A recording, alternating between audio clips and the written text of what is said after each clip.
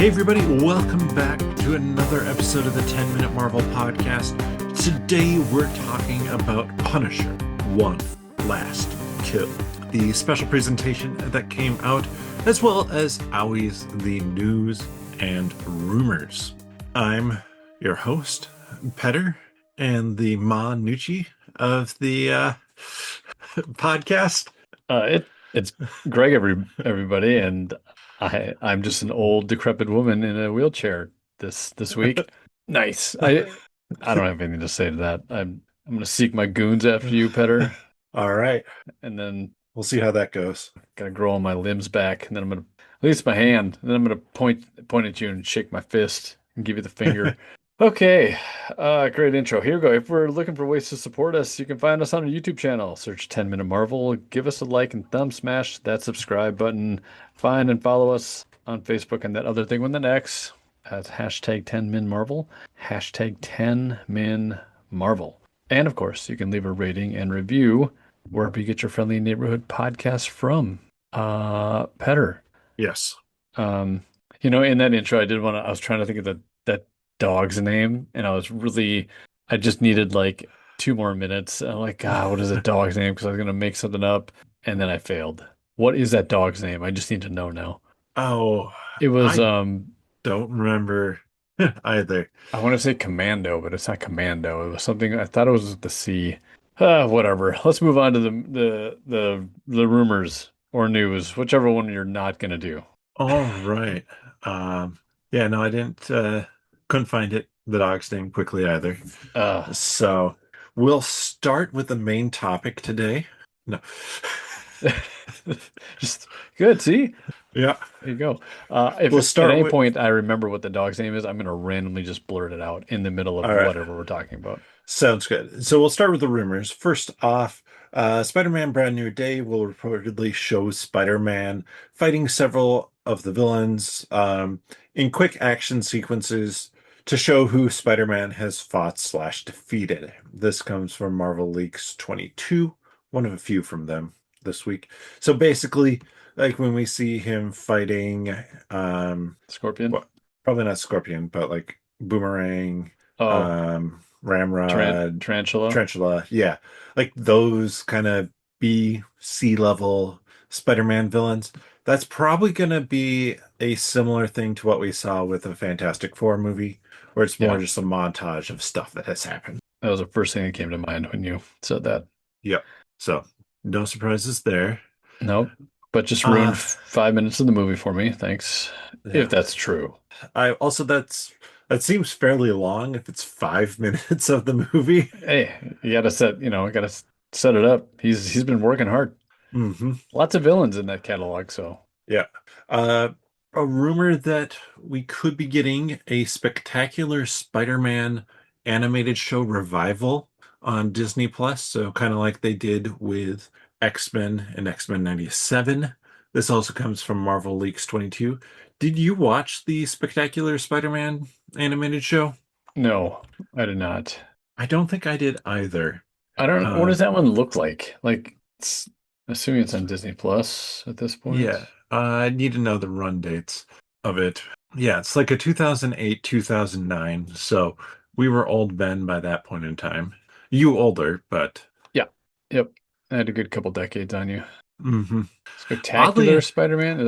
yeah, the Spectacular Spider-Man. 26 episodes. Josh Um, Keaton as Peter Parker, Lacey Chabert as Gwen Stacy.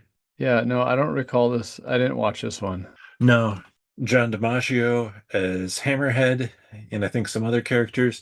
John DiMaggio, of course, best known for voicing Stratosphere. No, it's not What? what he's known for. Like who? What? He's best known for voicing Bending Rodriguez. From Oh. It is. I'm just gonna let this sit here. Let me just let me stew in this one for a second. Uh, Futurama. Oh man, that took a long time. That was a struggle. It was a struggle. It was so weird. The first thing that came to mind was Full Monty. I'm like, okay, no, but it did start with an F. I'm like, I'm close. F you, Yeah. right? I All mean right. that in all ways. Okay. All right. What else? Oh wait, Uh, that's what. So that they're maybe going to do something with yeah, that. this seems like one of those things where because of the success of X-Men 97, they're probably looking at some of the other shorter run shows that people liked well enough, but maybe didn't make sense when they were going on to be like, okay, could this have a revival? It's probably a passing conversation more than anything else. Yeah, like they already have a Spider-Man animated, Yeah, so why do just so another? good. It's like, Yeah, why? don't don't give me another one. We already have a good one. Right. Give me something else. Like give me a Fantastic Four or something. I don't know. hmm Give me, yeah, I'm trying to think who else. Give me like an animated Thor show. Sure.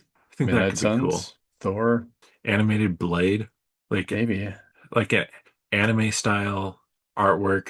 Maybe you can have a Japanese company do the animation for it. I think that could be And real it's cool. in the vein of some of like the Marvel Zombies stuff, like it where they get a little bit graphic with it, but it's not. Yeah, it'd be you definitely have a little bit of little bit graphic. Like I said, if it's anime style, you're gonna have a little bit of that in Yeah. there. So I like that as an Ooh, idea, especially.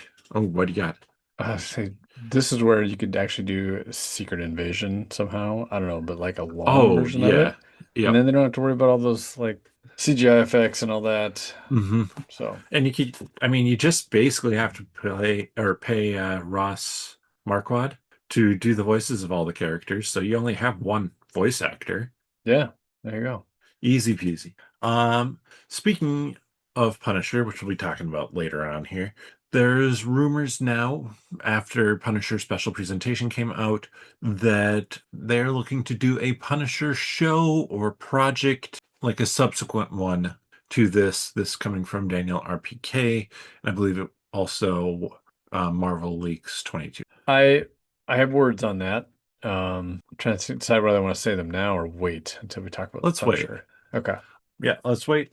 Um, Will I remember to say these words? I don't know. yeah. They're in my notes. I'll get back to them. So, All right. Doomsday trailer allegedly not going to be attached to the Mandalorian and Grogu movie, which comes out this weekend. oh, it So, does. I don't- yeah, I'm sorry. I'm just not a huge into Star Wars, so I yeah, apologize, all these Star Wars fans. Uh, yeah. are you gonna Well, see it? Are you interested in that? I mean, I want to see it, but I probably won't go see it in theaters. Does that does it appeal to you? Like is it something like you're like, oh, this is like The Mandalorian was good, right? hmm I like So that. is it a movie worthy kind of thing? I've heard a little bit of mixed feelings on this. I don't mind it, but I don't love it. Um, so like I'm kind of mixed on it as well. It doesn't feel like necessarily a must-see in theaters movie. And like it has a Hutt character in there, so Yeah. like a relative of Jabba's played by um Oh, yep. from From yeah, the bear. from the Bear. I'm gonna let you stew on this one. Oh, I have no idea. I've never watched the Bear. Oh, you So, haven't watched the bear? Oh, yeah. it's fantastic. Is it Jeffrey Allen White? Uh, no. No. What is it? Oh, Jeremy? Jeremy, there you go. I was having a There. hard time. I was giving you crap, and I was like, "Oh God, I gotta figure it out quick." I Hey, couldn't the remember fact it. that I came up with it, Yeah, having not watched at all, I consider that a win. it's pretty good. Yeah. Also, according to Eben Moss-Bacharach, Secret Wars is going to start filming in August. I put this in the rumors section because I suspect that his part for sure will start filming in August. Could it have started sooner than that? Possibly, because who knows like which actors are going to have to be there for most of the filming, which of them might have a handful of scenes and be there for 2 weeks. Yeah, that is a scheduling nightmare. Like, I think scheduling meetings at work are terrible. This is like on a whole other level. Like all these actors, are you kidding me? Yeah. So kudos to that person or crew. hmm Yeah. So that's it for the rumor side of things. News, well, we're getting close. I think about 68 to 70 days away from Spider-Man Brand New Day coming out. And so some of like the promotional press stuff has now started for Brand New Day. Oh, yes, it is. So uh, keep an eye on our Facebook, YouTube, to see, like, we'll share trailers that come out, and like there was a featurette that came out with Tom Holland and Destin Daniel Cretton talking about just kind of how some of the effects are more practical for Mhm. this movie and some of the action scenes. Yeah. All right, then Lee Does that Sung make a Jin. difference? I gotta ask, do Oh, you think that's gonna make a difference? The practical, I mean, hmm. I know you don't like to be like, not you personally, but people are, I'm no me personally. you personally, I know, do not like CGI effects where they're heavily Absolutely, noticeable, right? they are disgusting, Greg. Oh, see, right, I know, that's what I was saying. But Yeah, there are, not as there's, disgusting as you, but jeez.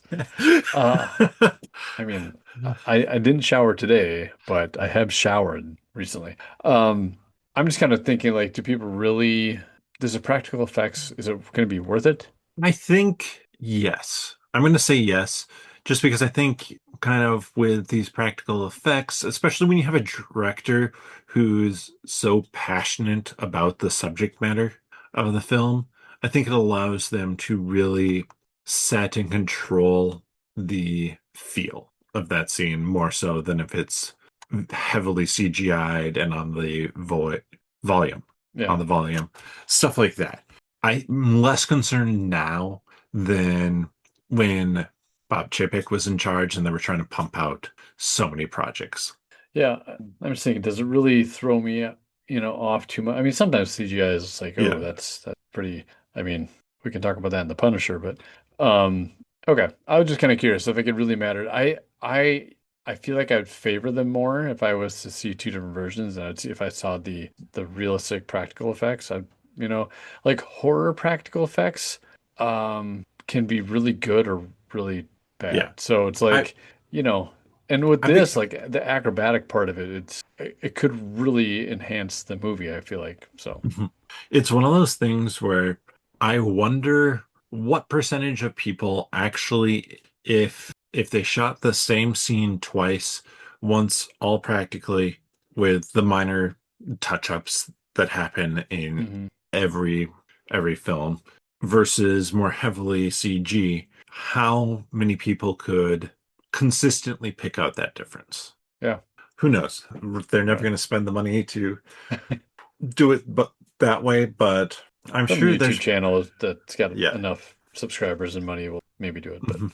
I'm like I'm sure somebody probably has done that on YouTube, yeah. but it's always are they trying to make a point of oh CGI looks just as good as regular effects? If they're trying to make that point, then how they shoot everything and present everything is going to be slanted that way. If they're doing it the other way around, they're going to slant it the other way. See, And that's why so they need Mythbusters back so they can yeah. just Yep. get a, real scientific method put in Hmm. place. So, Yeah. So let's hashtag move. bring Mythbusters back. Didn't one of the two pass away, I believe? Jamie Yeah. or Adam Savage, I know, is still alive, but I yeah. think Jamie passed away. Oh, And really? then I might be wrong on that, but then Grant, I think, passed away. What? Like Yeah. this? Okay, that's got to be figured out right now. Grant Imahara passed away July 13th, 2020. You're kidding.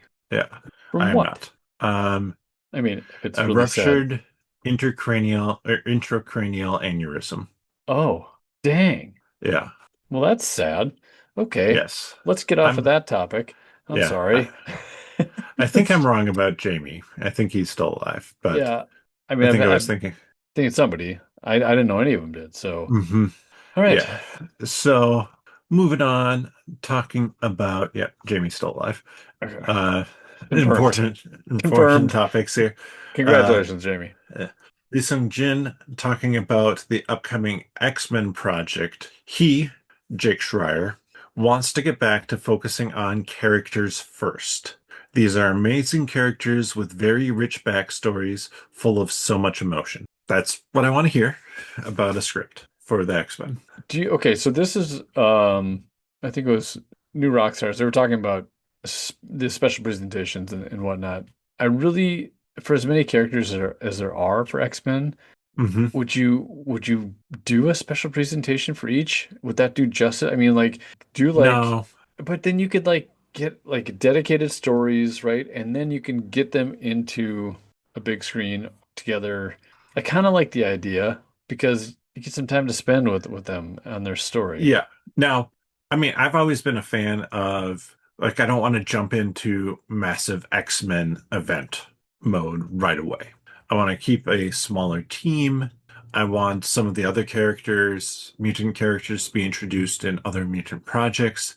Like we've talked about how I want a Gambit and Rogue movie, primarily just because I love Gambit and Rogue, but also because there's a lot of interesting backstory that can be told and delved into for both of those characters. Same with like Storm. Storm's backstory and with the Shadow King and all that could be a really interesting thing to explore.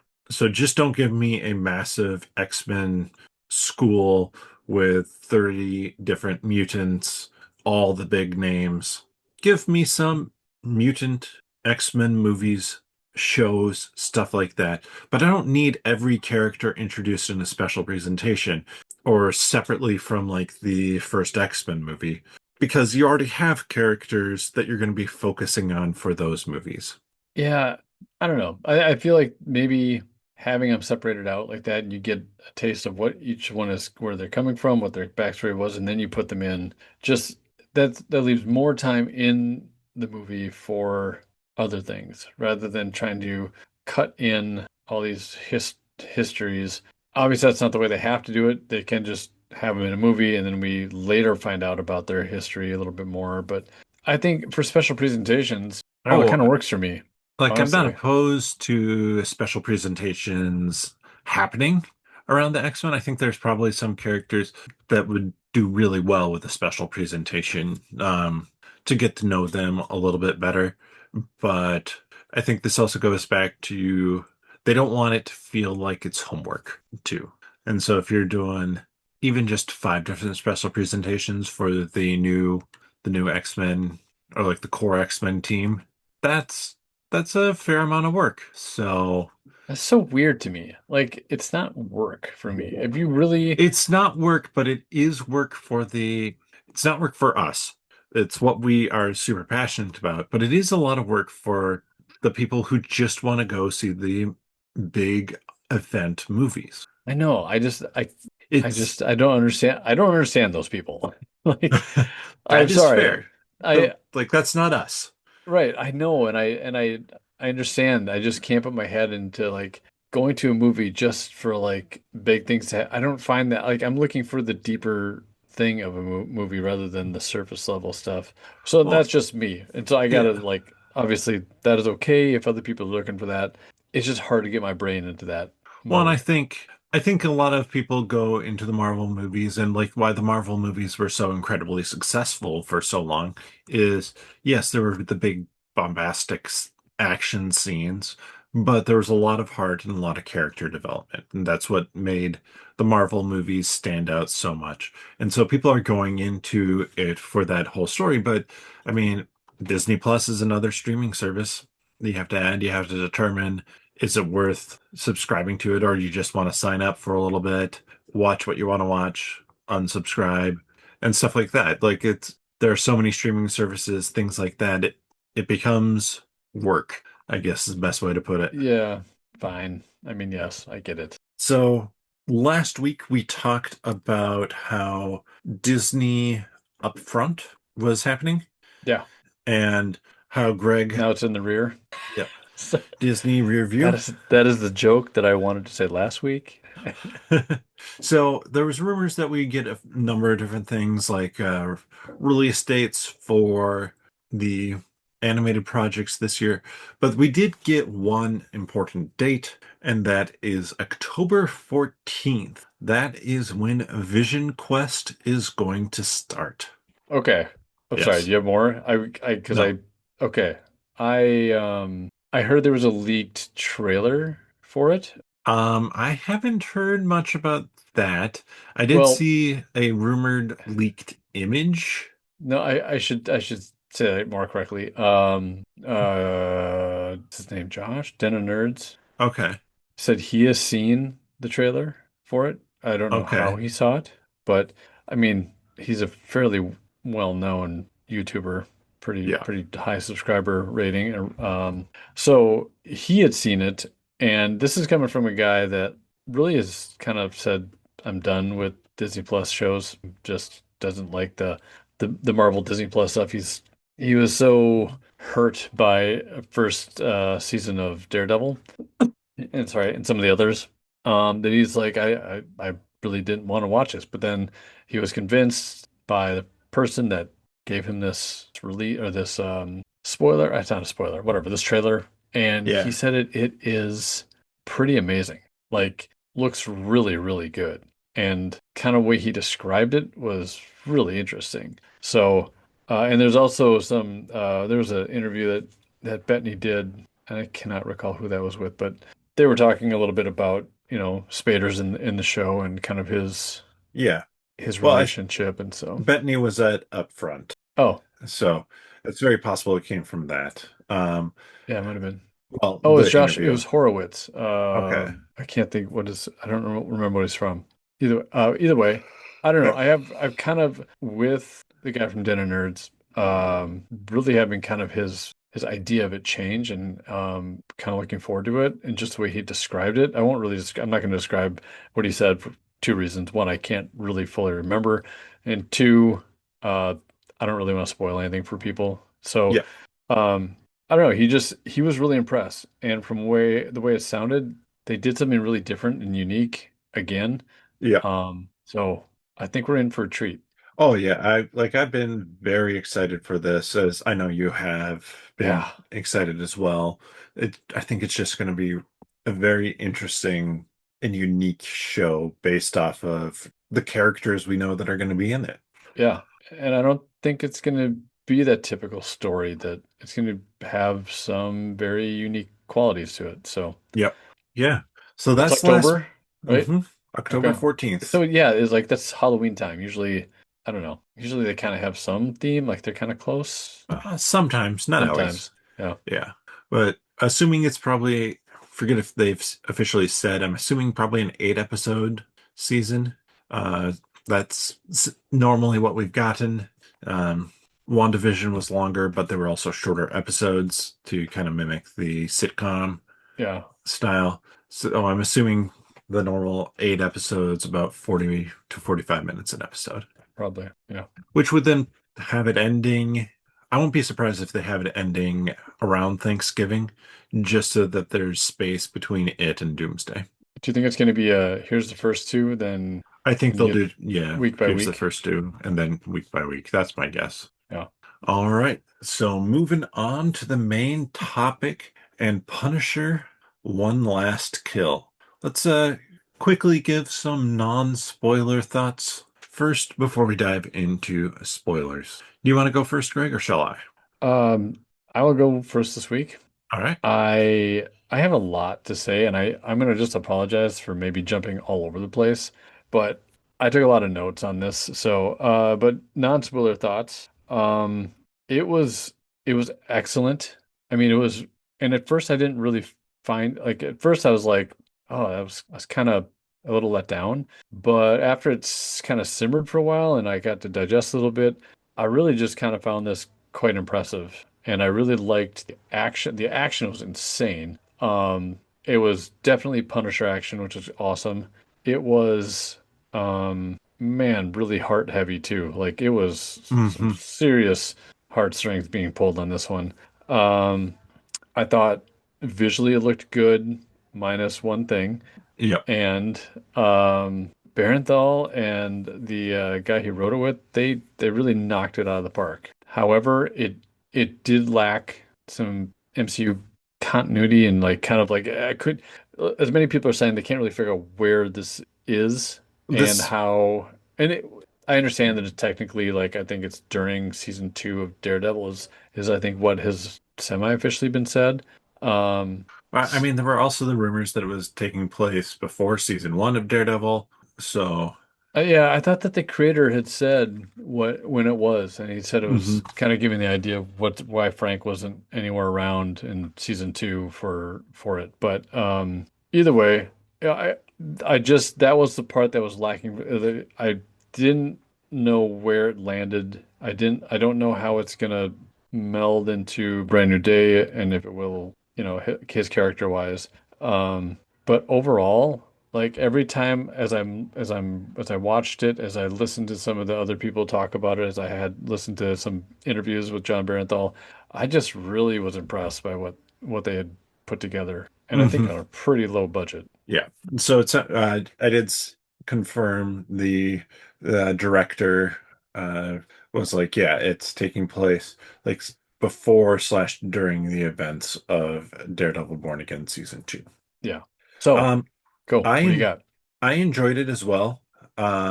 I thought that it was a nicely done, nicely contained story with some really good action. They didn't pull back from anything in it, and I appreciate that. Um, it gave me vibes of Carl Urban's Judge Dredd movie, which I like that movie. I know it's not one that was widely loved, but for me, I thought that was a really fun, good movie, and I'll talk about it more in spoilers. So I appreciate what it gave me.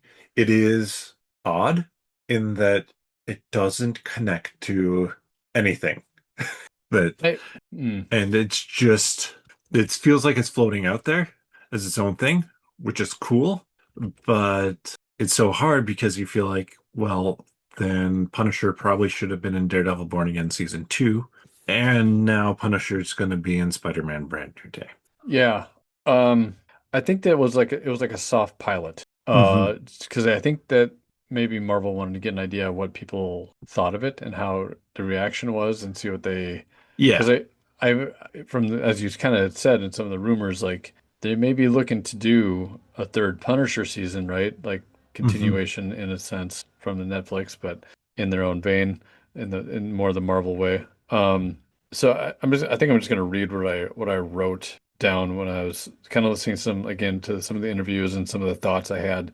Um, it was a story being told for Marvel, but also was for those like for Marvel fans, I mean, but for also hmm for those that serve in the armed forces and love comics, like the Punisher comic. It's John Barenthal's using the Punisher to tell a personal story, which is actually true. He kind of based some of the things on, I think, what he understand or he's got some friends that were Marines, stories that they've shared, hmm and I think he's got some connections with those with those people. Um, and so he's telling personal stories he's heard inside of this, and it's a way to pay tribute to those that served and came home and struggled. The Punisher was like a vessel for his storytelling for what was close to him. So Yeah. it just I once I kind of came to terms with that, and that this was not Marvel first, this was storytelling first. Yeah. And that's where my feelings on it shifted because initially after I watched the first episode or the first run of it, I was like, okay, gross for one. It was some gross, right? But it hmm was I also was like, wow, that was really powerful too. But man, it just didn't connect with what I that was the thing that it fell short on for me, right? Like I'd said. Yeah. But after I kind of like reframed what it was, I think, supposed to be, I kind of let all that go, that hmm disconnection stuff. And I was like, that was really good. Yeah. Well, yeah, I like it a lot for what it is. I just wish, honestly, that this had come out, like, put this before Daredevil Born Again, have it come out, show it, will feel separate from everything else. And then it's this weird slot they put it in. And it's less Mhm. about it being weird from like content or the connective tissues. It's how they decided to drop it right after Daredevil Born Again season 2, 2 months before Spider-Man Brand New Day. Oh, yes, it is. Right. Yes, I agree. Like I that was okay, so I'm gonna jump in back into those shoes. That's what I wanted. I wanted more of a longer run time. I know I wanted to flesh this out just a little bit more. Like I would have been even if it was 20 more minutes, I think Yeah. that could have helped, right? I would have loved more, maybe more in the Hmm. 40-minute range, but so that's where it felt like, what am I watching here? Like, Yeah. and But and if you think about it as a soft launch for a new Punisher show, especially because of where we see the Punisher in Daredevil Born Again season one, um, not really being the Punisher logo having been taken from him in some ways. right. He's kind of just fully underground. Um, to have him now being a public facing vigilante again, yeah, like is a good soft launch. And we should move into spoilers so we don't spoil Oh anything. God, yeah, I forgot we're not even in spoilers yet. Yeah. Okay. All right. Spoilers, spoilers, spoilers. You have been warned. Spoilers. Spoiler copter. There it Nice. is. Thanos flying in the spoiler copter. Yes. Awesome. Um, in that Screen Rant interview that John Barenthal did, he had mentioned really needing to start there. Like he said he needed to have Frank start there. Like they wanted to see that rock bottom. Yes. And I was like, okay, for one, did that hint at more coming, right? Because that's if you're talking about starting there, obviously you have to Hmm. go. So that may or may mean nothing. But I just found it interesting. I found it interesting that that was kind of where the story was needing. He felt it was needing to be told. Like he had to have it start here so that he could move on in a way. I think I called that the one last kill was definitely for Frank. Like he was the one last Hmm. kill. I called that. Yes, win for me. I'm sure everybody else called it too, but whatever. I take the wins where I can get it. Um, I found that kind of an interesting thing that John Barenthal said about why they kind of have it floating in this kind of neither or this ether area. Like you're not really sure where this is landing. I do think neither The neither, works. it's neither ether or there. Yeah. Um, so this ether. Yeah. I I wish I could play that. I won't play it, but I want to listen to that audio snippet again about what he had said. Here, give me 2 seconds. Hold on. Oh man, Greg. We're waiting impatiently. But Okay. Sorry. It was a longer snippet than I thought. What he was talking about in this little clip was John Barenthal was talking about Frank before he becomes this more heroic kind of character or one who's fighting for justice. He was saying that they needed to start with Frank at this lowest point. You needed to see where he was coming from to understand everything after. So that which I guess does make sense for the Punisher, right? Because you don't want just this kill hungry like vigilante sort of hero mhm. to show up and to just not understand what drives him for that. So Yep. I don't read a lot of Punisher comics at all, so like I don't know if that PTSD stuff is really present as much as just like a vengeance thing. So I think that's where they wanted to give him some roots and to establish his character for what he really is and the struggle that he really goes through before they move on to kind of where we get at the end of Yeah. this presentation. So Yeah. No, I I don't think know. that makes sense. And it's I think it's a really strong, like they hit really good emotional points for Frank in Yeah. this and showing him at his lowest. And it's it's very much a condensed version of what we saw in Daredevil Born Again season one of Daredevil can't put back on his suit. Mhm. And this is Frank's like, no, everything's done. I've taken care of everything. I've completed my mission, so there's nothing left for me. Mhm. So to being like, okay, nope, there's more. I have a reason again to keep fighting. Does it that transition, oops, hit my mic. That transition didn't play well with me, I think. That when he's at the end and he's in his full Punisher outfit, got the clean haircut, it looks like it looks like he's back to stable ground, quotation marks, right? Hmm. And he's doing things for a more justice. I'm not talking Yeah. about Law and Order justice, just I think eye for an eye justice kind of stuff, which he Yes. does. Um, but it didn't feel like he pulled out of that rock bottom real quick. And Yeah. that's the part that I wish they would have expanded on a little bit before that, that ending came in. I mean, just instead of putting him back in his uniform or his costume, his gear, have him just look at it in a closet to be like, okay, he's on his way back. That that plays better for me than yeah. Like have him be cleaned up looking, have him looking at it in his closet, and then have him close the closet door, something like that, at his Punisher setup. And that's where it ends. I think that I agree with you. It felt like, okay, he's back, and that was fast. Yeah, it's almost like they had to do it because they knew that Brand New Day was around the corner, right? Yes, Um, 100%. and I feel like there's just so much that was just kind of glossed over with that transition. But you are limited on time and resources, I think, Yeah. as well. But Yeah, I mean, they don't want these special presentations to ever cost a ton. So I get it. uh, And like do you want to talk about the part that clearly didn't cost that much? um, yes. Let me just see if there's. Anything I'm gonna last on Yeah, Baron let me. Thal? I will say, it did seem like a father-daughter story, right? I think that's what, oddly enough, that little girl at the little corner restaurant, whatever that, Yep. or the store, kind of pulled him out of this a little bit, Hmm. and that's, and it was his real daughter that was actually the one he was seeing and envisioning. So I was just, it's a father-daughter story first and foremost, I think, Yeah. which is interesting. And God, it's just there's so many like angles to this, and like you, it's it's so deep inside of PSTD that it's hard to connect it into a Marvel and talk Marvel about it, right? Because it's just so not a Marvel thing.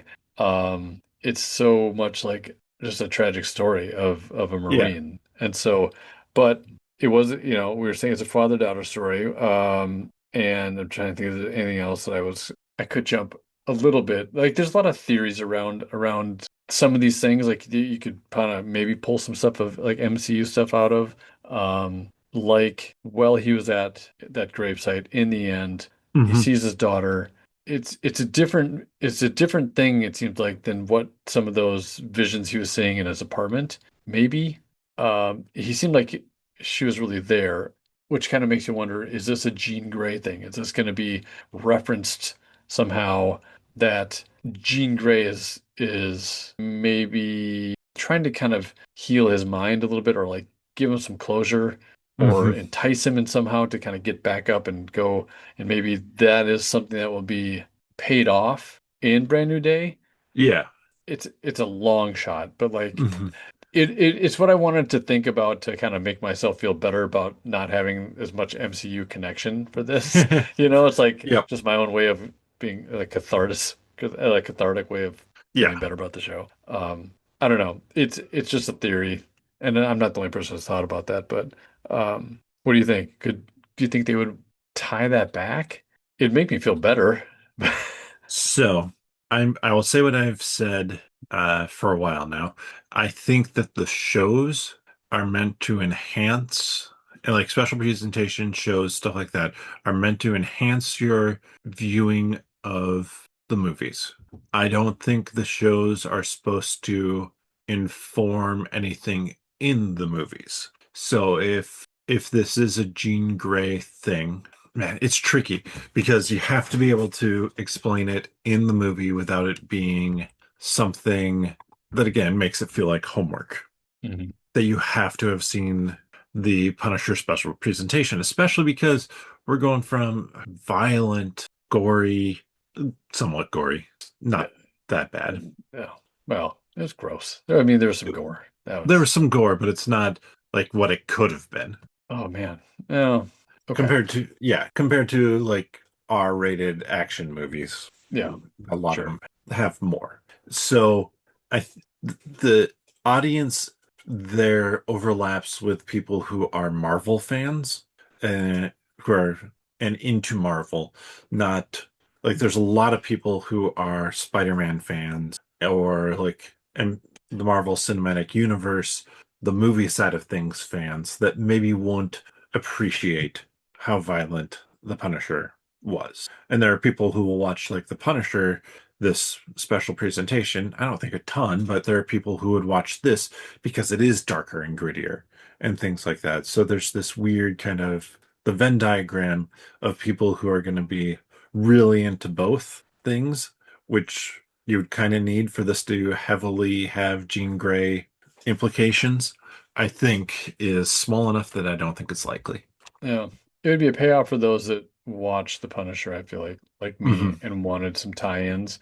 Yes. But if, if it's kind of mentioned as something that Jean Grey does to the Punisher in Brand New Day, that suffices, and people don't need to feel Yes. like the homework is necessary. So, Yes.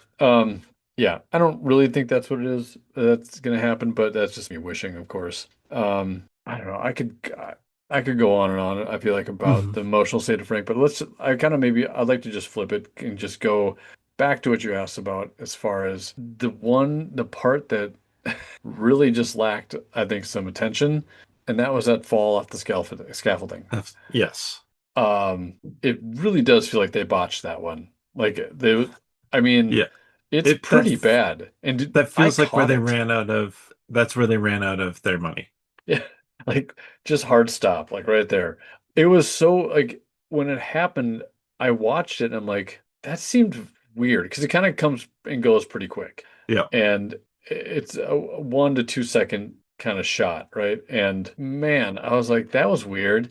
I didn't go back and look at it heavily, but my brain picked up on something, and that so he's falling off the scaffolding. It's obviously CGI. He lands on some metal contraption like a air circulation. I don't know what it was, Yeah. AC unit maybe, but it's all CGI. Like it is in the No, background. Is it? it's less CGI than you think. It is a stunt person falling, but it is a stunt person falling where you are looking at them face on basically the whole time. So it looks really off because they had to CGI in Barenthal's face and everything.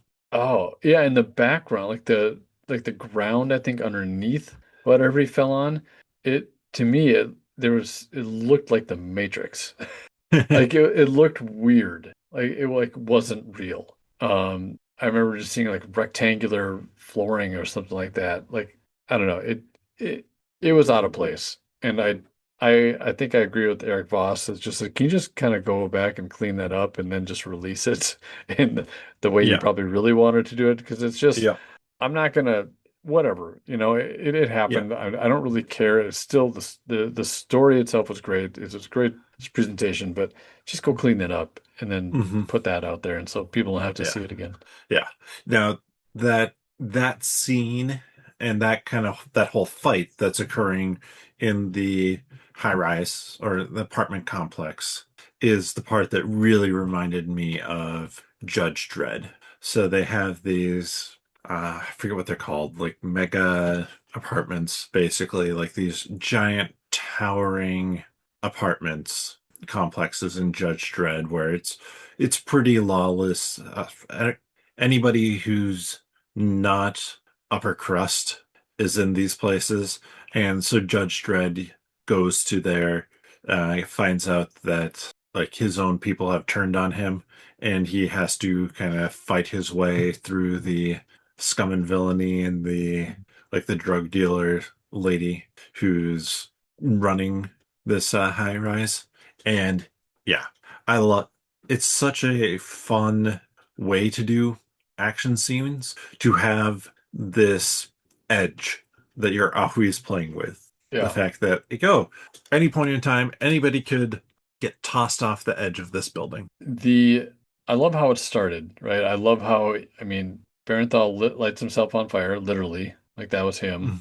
Mm. And as it just kept going and going, and the kill count was crazy. It was Yep. I loved the attention to detail with the weapons, and Yep. it was never like that thing has still got ammo in it, kind of thing. Like he was always picking up a new thing, a new Yep. weapon of some kind. It was just military training, like really Hmm. good military training, right? Just on display, and just to work his way down. Yep. Yeah, I I loved that. I thought it was Up and amazing. then down. Up, right? He went up and then he went down, right? Right. Yeah. It Um, reminds me of a channel that I watch, and this is related to sword fighting. PBS. Uh Cell Sword Arts Oh, is what they're called, but they talk not about public broadcasting. Okay. no. But they talk about how you have to be smart about choreographing a fight. Like if in the most recent season of live action One Piece, Zoro, one of the characters, takes out 100 different bad guys in a fight. And in doing so, you have to, like, it's a sword fight. If all 100 come at him from different directions, it's going to look unrealistic. Like there's no way he can win that fight. So you have to funnel people in a way that makes sense. And this was in a bar. And so it was like, okay, yeah, people have limited access to get to him and they're attacking from different directions, having to come down from different levels, stuff like that. And you see the same sort of theory in the apartment fight. If everybody had clear view and clean shots at Punisher, it would have felt really absurd. But they did a good job of limiting how many of the assassins, or not really assassins, these are thugs. They're not that good at what they do, Right. could get to Punisher at a time. And it made it feel more plausible that this could happen. I also love that there was bystanders, like innocent bystanders too, that Yes. he was able to spot and not do anything. It didn't Yeah. cause any harm to them. Like he was well aware enough of who was coming after him. And I just appreciated how, he would recognize that and he would obviously not point a weapon at him. Um Yes.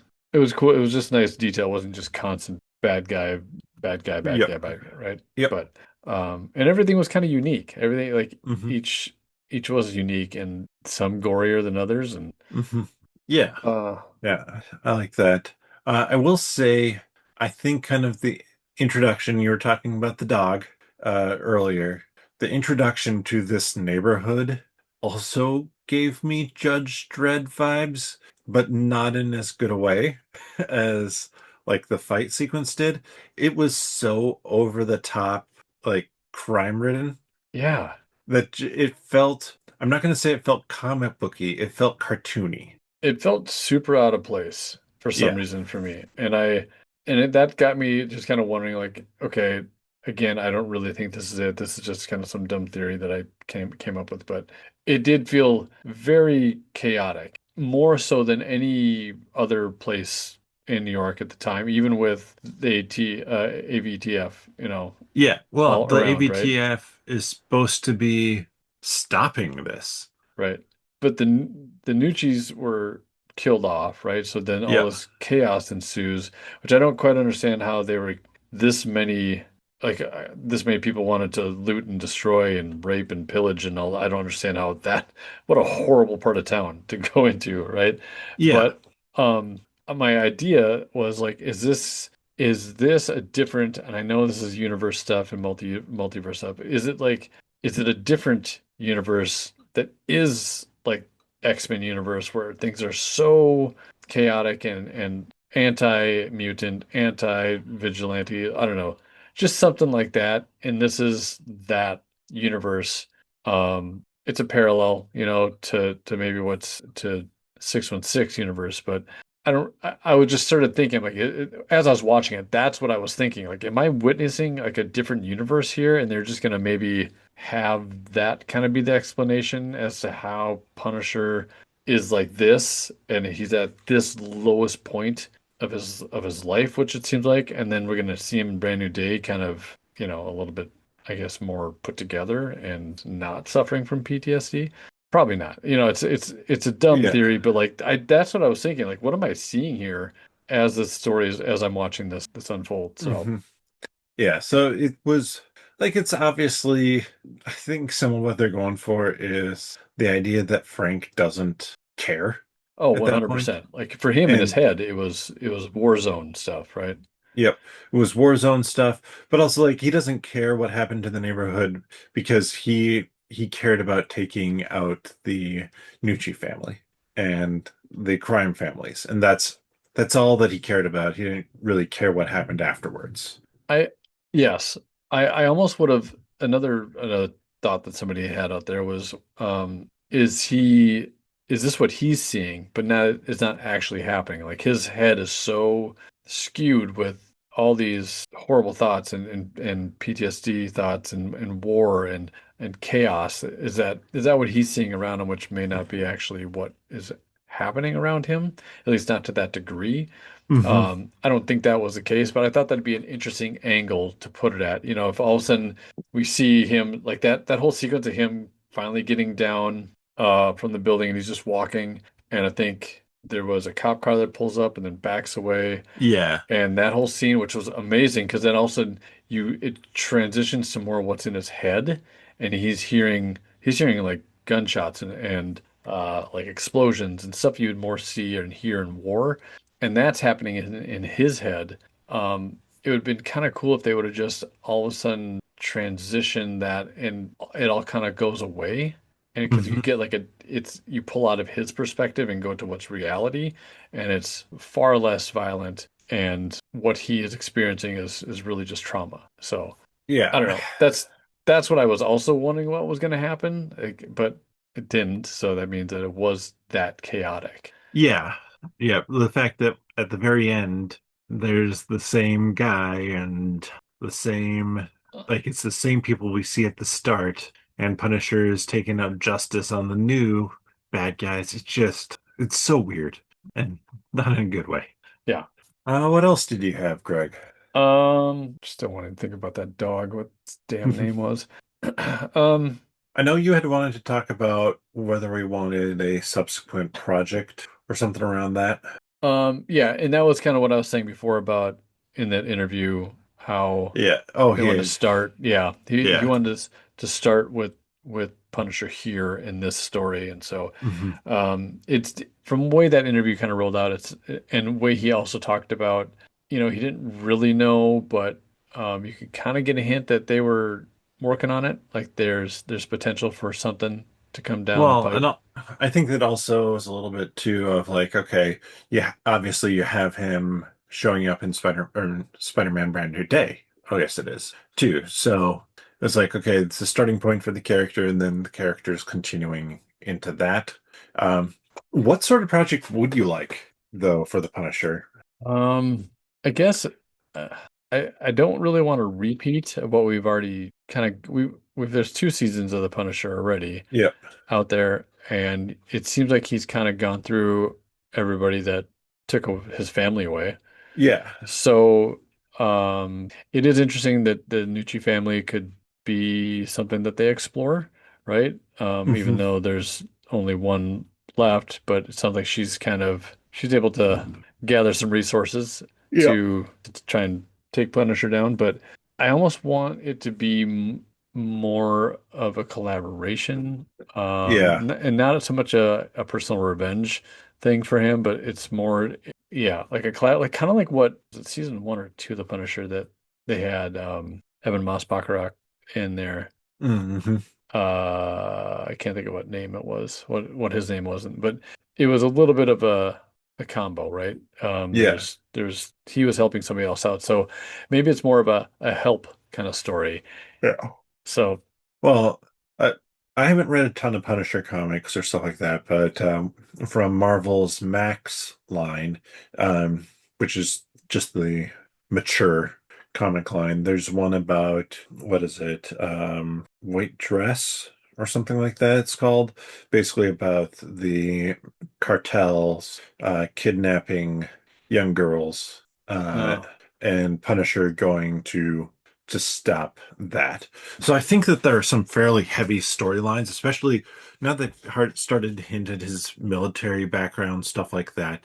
Give him ops outside of New York. yeah, girls in white dresses. Girls in white dresses. Thank you. Yeah. Um, It's a good read. it, which also kind of like if this was a father-daughter story, right? Then Yeah. having that protective father role, Yeah. I could see him completely taking on this responsibility to help these women out, right? Hmm. So, And I should read that one again. It's been a while. yeah, yeah, and so he's more there to get justice, right? Yes. Versus revenge for what has happened to him personally. Hmm. Yeah, I think storylines that like that get him out of New York City to stop making it because New York City's and that kind of that the crime families there are so tied into his background, or at least kind of how they've told the story thus far. Yeah. Let him go to other spots and deal with other things, being being kind of the what he could be for his family. What was the one where it's him and Spider-Man and there's another Punisher that kind of takes over or that I think we talked about this. Doesn't sound familiar, but Uh that it's a woman that takes kind of giving away the ending a little bit, but it's a woman that takes over and tries to mimic the Punisher in a way. Oh man, I can't remember. We've talked about it, and it's a comic book we talked about a while back in regards to I think Brand New Day and what a possible scenario okay, could be. yeah. Yep. Um, Oh, when we were it's thinking Sadie Sink's character could be yeah. somebody else. Yeah. Yeah, yeah. Yep. So that having him be intertwined into a story where he's just kind of doing his own thing, but he's also being used for his specialties, right? Hmm. That's the kind of thing I want Punisher to be a part of the main plot, but he's always just doing it for his own reasons in a Yep. sense, and he'll go off and do what he feels like he's got to do, right? Because that's just what he does. He thinks a little Yep. differently. So if they do decide to do some more Punisher, either show or a movie, whatever, just I think that'd be where I'd want to see him for sure. Yeah. Yep. All right. Any last things before we wrap up here for tonight?